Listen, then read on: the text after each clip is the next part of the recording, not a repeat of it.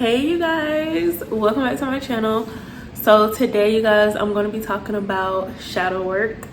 Now I did mention in a previous video, and I was like, when you come into your spiritual journey, the two most important things that you would want to focus on is shadow work and knowing how to protect your energy. And it's just not something that you start and you do in the beginning of your journey, but it's something that I recommend that you do throughout your journey. And so when it comes to what shadow work actually means, so in the simplest terms, shadow work is basically you exploring the darker parts of yourself, and those darker parts of yourself is going to be connected to like your behavior, your personality, your character, the way that you express emotions. So when it comes to the different things that can be perceived as being dark, there are so many things, right? There's so many different ways, right?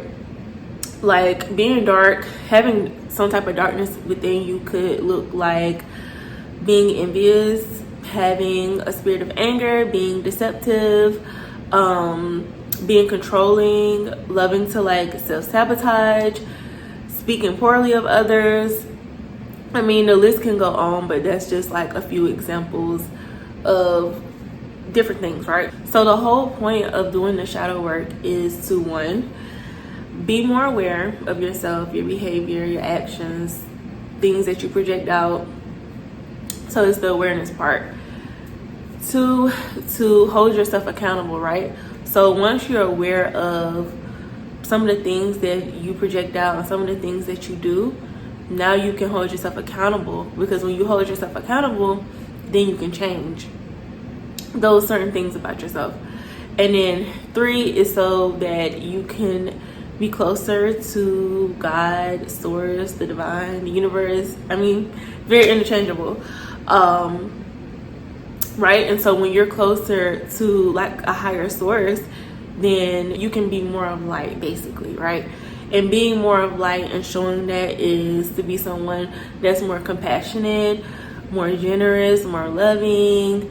I mean, just all of the different things that is connected to being more of light. And so when you start doing your shadow work, and I'm going to get into how to do shadow work and all that, right? But when you actually start doing your shadow work, it's going to be a big wake-up call for you. At least that was my experience, especially in the beginning. As I was doing it, it was a big wake-up call for me, and it was something that was very humbling for me, right? Because a lot of the times we perceive ourselves in one way, and then it's not until we become aware of who we are and our actions and our character and stuff that we really realize, like, okay, who I thought I was, I'm not really that person, right? So the personality I thought I had, I don't really have that personality. It's definitely just a wake-up call when you're dissecting yourself piece by piece, and you realize, like, wow, this is some of the stuff that I carry, some of the stuff that I'm projecting out. And so oftentimes the behavior that we have is a projection of things that we keep hidden that we're not really aware about. And that is why we oftentimes really think of ourselves one way when we're not really that person, until we actually dissect and be like, you know what, I'm really this way. I take accountability and I want to change. So when it comes to accountability, I will say that I feel like society, it influences us in one way or another, right? Like society definitely influences like how we think and behave at times. And I think sometimes society will encourage spiritual bypassing, and when that's encouraged to, spiritually bypass a lot of things, we don't hold ourselves accountable, and it can make it easier for us to like kind of mask those darker parts of ourselves. All of that spiritual bypassing just leads to a life of just being performative and thinking you're somebody that you're not, right? So when it comes to being performative, right, this kind of just goes to my next point of, you cannot be performative in a spiritual journey, right? You just can't. You have to actually do the work, because you have to think spirituality deals with like our inner selves, and to grow within our inner selves, you have to do the work. And unfortunately, you guys, this is the part where people leave their spiritual journey. and go back to usually religion because they don't want to do any type of work within themselves. And doing shadow work is actually, like I said, it's a big wake-up call, and a lot of people are not ready to face some of the things that could come up, and they're not able to face some of the darker parts in themselves, and they become restricted in their growth, and they see it's not working, and they leave because they realize, oh, I can't spiritual bypass, I can't be performative, because none of the things that I want out of actually being on this spiritual journey is not going to work for them, right?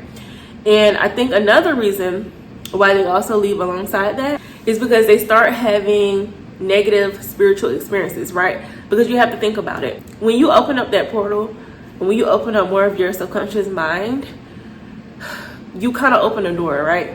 And you start having these different spiritual experiences, and it may not be the most pleasant thing, because you have to think of it, right? When you think more so about not shadow work, but more so about like lifestyle habits, right? Say your frequency is up here, and just say, I just haven't had the time to do any type of cleansing in the last 2 weeks, right? Now your frequency, it kind of lowers, right? You have not been able to cook because you've had such a busy week. So you've been eating out five times out of the week, right? Your frequency lowers. You had a long week. Now you need like a couple shots. Your frequency lowers, right? And so you know the spiritual experiences you have when your frequency is up here, and you know how your spiritual experiences can be when you're down here, right? But a person that doesn't want to do the shadow work, right, initially at all, they don't want to do any shadow work, but they're opening up this portal without doing any work, they're at a low frequency, right? And so really they start having these negative spiritual experiences, and really it's just a reflection of them. Like that energy that they're around is just a reflection of who they are, their darker parts, right? And so what ends up happening is they leave spirituality or their spiritual practices or whatever, they go back to religion, and then a lot of the times, sometimes they come out and demonize the very things that they thought they could be a part of or wanted to be a part of. But because it didn't work out for them, because they didn't want to do the work, because they realized they could not be performative and kind of like just create this false illusion, they just demonize it. Like everything over here is demonic. And it's like, no, it's not demonic, but you probably had a very negative experience because that is where you are frequency wise. I don't feel discouraged, right? And I'm gonna show you guys an easy way to do the shadow work, right? Now there's different ways that you can go about doing shadow work. This is just something that I've done and that I still do, right? So you want to have you a journal. You can have multiple journals, or you can have a journal with different sections, and you want to have 3 different sections that you kind of focus on, right?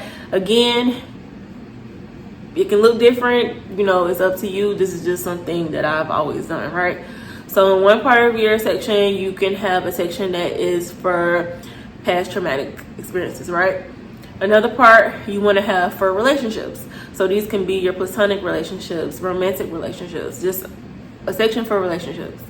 And then you also want to have another section that is for daily awareness, right? So when it comes to like the past trauma and the relationships, I will say take your time with those, right? You do not have to do all of that at once, because I will say throughout doing your shadow work, you want to make sure that you're really, really grounded, because a lot of the times when you sit there and kind of just revisit the past and things that have happened, it can be very emotional, right? And you kind of discover things about yourself that you didn't realize, and just start clicking, and it can be very, very emotional, right? So don't try to do all of this at once, right? You don't have to. You shouldn't. Like, you should really just take your time with it. Of course, with the daily awareness section, you know, of course you would be doing that more often, but really, really take your time. And if you feel like, oh, you know, it's too much, take a break. You know, take a break from doing all of that heavy dissecting. Me personally, this is how I would go into it, right? If I have a section for past traumatic experiences, I would list my first traumatic experience that that you can think of, right? Something traumatic that you've been through, and you just write it out, explain the situation, explain what happened, and then in the next section of that, explain how it made you feel, and then in the next section, see how does this project out in your daily life, right?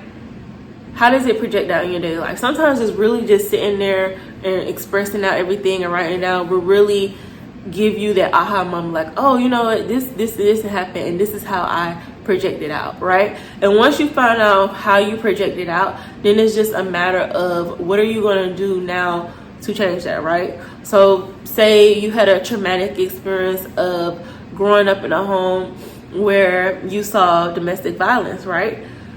You could project that out in a way of picking the wrong people that you date, or you could project it out in a way of now you're this person that's controlling. And of course, it's going to look different for everybody, the projections, all of that, because obviously everybody has their own, experience. It was just an example, right?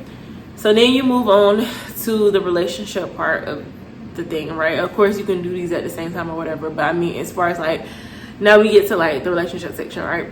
And these relationships, platonic and romantic or whatever, right? You just want to kind of reflect on past relationships and even current relationships, right? And kind of explain like the relationship, explain like what that person did that could have hurt you, or some of the things that you did in the duration of that relationship that could have been hurtful or that you could improve on, right?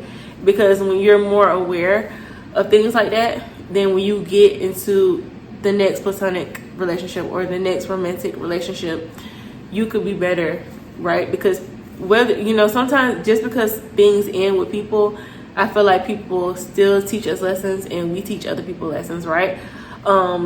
It's kind of like you might break up with somebody because of X, Y, and Z. Maybe they weren't fulfilling you in a certain way, and then they turn around in the next relationship fulfilling the person in a way that they weren't doing for you. And it's like sometimes y'all weren't necessarily meant to be together, but y'all were meant to show each other lessons. So now they're better in their next relationship, and you can be better in your next relationship, right? Because I feel like just because things end with people doesn't mean you can't get something out of it. Doesn't mean that y'all didn't teach each other something, if that makes sense, right? So you really want to reflect on past relationships. Again, if people hurt you and you never got an apology, it allows you to make amends with the situation too, right? It really does allow you to make amends. So that is just some ways that you can kind of explore it, right? Of course, you want to explore all of these in the way that best fits you, but the whole point of shadow work is kind of exploring it and being able to be aware of your character and things like that, and where you can change and what's holding you back in projections. And then you have your section for daily reflections, because again, this is not something that you just start and stop. Shadow work is something that you do a lot, right? And it doesn't have to be daily, right? Like you could let a couple days pass and then reflect back on the last couple of days if it's just too much and overstimulating, stuff like that. But you want to make sure you're doing it just often, right? And daily reflections, that section is more for you to kind of reflect on the interactions that you had that day, whether it's with people that's close to you or people you don't know, and just seeing, okay, this happened in this situation, this is how it went. Was there anything within what was said or what was did that could have been perceived as negative, right? So it's just a way to make you more aware of how you go out into the world on a day-to-day basis and seeing like certain patterns and things that you can change on. And also when it comes to your shadow work, use the full moon. I recommend using the full moon along with your shadow work, right? And what I mean by that is that, the full moon, it illuminates the darkness, right? So it's going to bring to light hidden truths. It's going to bring to light any hidden emotions. It's going to kind of bring to light things about ourselves, things that we need to work on, things that we need to move past, things that we should be held accountable for, things like that. And it does that by allowing people to have very vivid dreams, right? That's one way, you know, you can see the shadow of what you need to work on. So you could have very vivid dreams around the time the moon goes into that phase. And then a lot of times people, they also are spiritually tested around that time, right? So sometimes when crazy things happen around the full moon, a lot of times if you react a certain way, that was a test. And it also can show like, okay, even though you didn't necessarily pass the test, this is something you probably need to work on. Like even for myself, you know, we just had the full moon in Sagittarius on that May 31st or whatever. I had a dream about something that I need to work on, right? It highlighted something for me, right? And with knowing that and being aware of that, I had a couple of different spiritual, like 3 to 4 spiritual tests dealing with that theme of what I need to work on, and just like consciously knowing and just being aware, I was able to respond to a particular test different than I usually would respond to it, right? So that's just one way that you can use the full moon to your advantage. And as you're doing your shadow work, things might feel different for you energetically. Maybe not right away, but as you continue to do it and continue to work on yourself, you may feel like a difference, like energetically. And what I mean by that, like in the past, when you had no sense of awareness, you impulsively did certain things. You impulsively said certain things because those are the things that you just naturally projected out from yourself, from your darker part of yourself, right? But it's like once you start coming to the light and being more aware and having that awareness, before you say certain things and before you do certain things, you're going to respond to just things differently. You're going to be more logical in thinking, and you're just going to be in a moment where you kind of just respond differently than how you would in the past, or act differently than how you would in the past. And I will say, because you could feel so much, this could be the case for you, that when you actually do have a moment of like, oh, you know, I kind of messed up, where in the past, you know, you wouldn't even be aware to realize you messed up. But when you're in that moment, you realize you messed up right away because you have been working so much on your awareness, you're going to you could possibly have a feeling of guilt right then and there. And it's the worst feeling ever. I can't explain how it feels, but it just does not feel good. And once you have that feeling a couple times, you usually don't want to keep having that feeling. So it definitely helps with help with having better responses as well, right? Again, everybody is gonna experience it differently, but that is one way that you could experience it. And because I feel like shadow work is so important, there are a couple things that I just really want to get across to really make you guys see like, okay, this is serious. I need to do the shadow work so you won't be restricted in your spiritual journey. You won't be stuck. You won't be doing things from a place of a lower frequency, right? Things that you need to be aware of, right? 1, manifesting, right? If you choose to not do your spiritual work with the shadow work, you might be manifesting from a lower frequency. And it could end up, and it could be in ways that are harmful, right? So for example, right? Say you're operating at a lower frequency. Another person, they operate at a higher frequency, right? But y'all both want love. A person who has done the shadow work, they're going to manifest out love in a way that's positive for them, right? So they might write a petition with the things that they want in a partner and align with the things that they want in a partner. And they might also do a self-love ritual or whatever to allow themselves to not only love themselves, but to be of love and make sure that they're attracting the type of energy that they have within themselves, right? Aligning with that energy. But for someone that operates at a lower frequency, it may be like, you know what? I want this person and I'm going to do something to make sure that they're mine, right?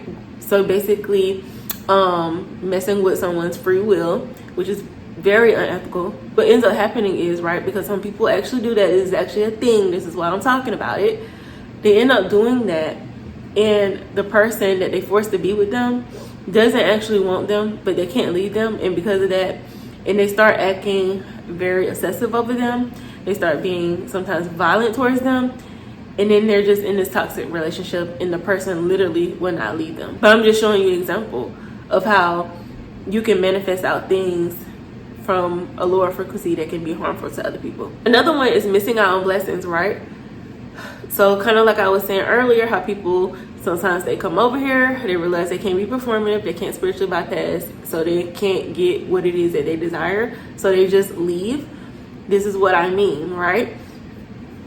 If you don't do the work, you're not going to get certain things, right? Certain things require sacrifices, and you have to sacrifice those darker parts of yourself to be able to get the things that you want along your journey, or get certain blessings and stuff. Without sacrificing certain parts of yourself, you're not going to be able to align with some of the things that you may want and desire, or where you need to be in life. So you have to do the work with that. And then you have your psychic abilities, and you know, people oftentimes along a spiritual journey, they want them to enhance and grow so they can just better be able to use those gifts along their spiritual journey for whatever reason, right? And of course, there's different variables as to how fast your gifts grow and where your gifts are at starting out and stuff like that, right? But ascension is a catalyst for your gifts expanding and you being more aware. Your character has a lot to do with it. Your awareness has a lot to do with it.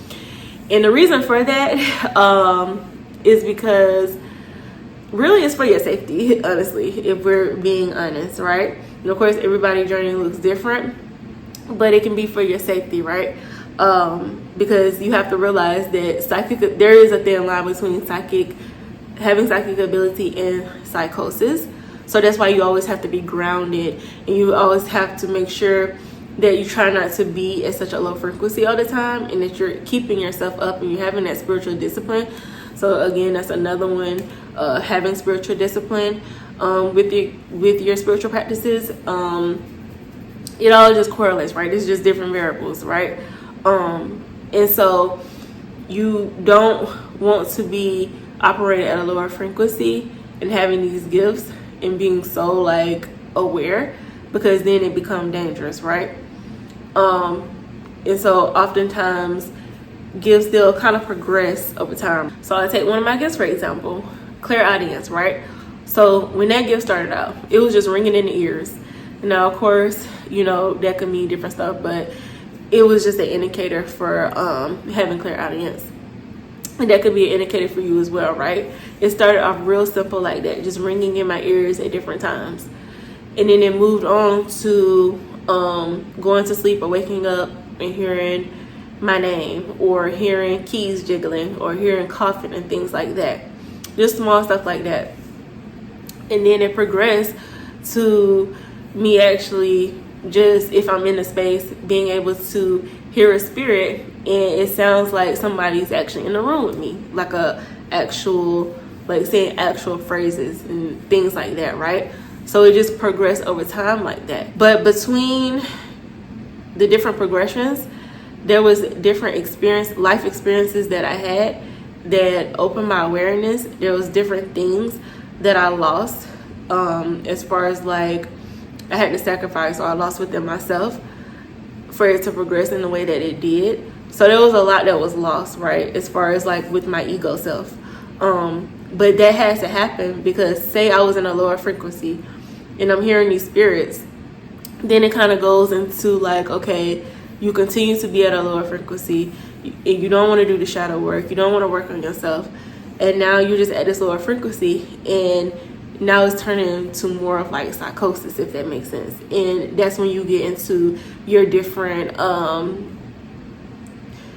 mental health disorders like schizophrenic and stuff like that, right? So people that are schizophrenic, I definitely believe that they are spiritual, right? But I definitely believe they have that gift of clairaudience when they're like hearing stuff. But it's so much dark energy that is overtaking them that now they have that, now they're in psychosis, right? That's just my opinion about it. But spiritually, it's all about safety. So sometimes when your ability don't progress in the way that you would want it to, sometimes you have to think about that as well, right? It's about your safety and how you're kind of restricting your own self. So those were the last couple things that I just really wanted to go over. I know this is a pretty lengthy topic or whatever, but I hope it all makes sense. So if you have any questions, any comments, you know, leave them down below.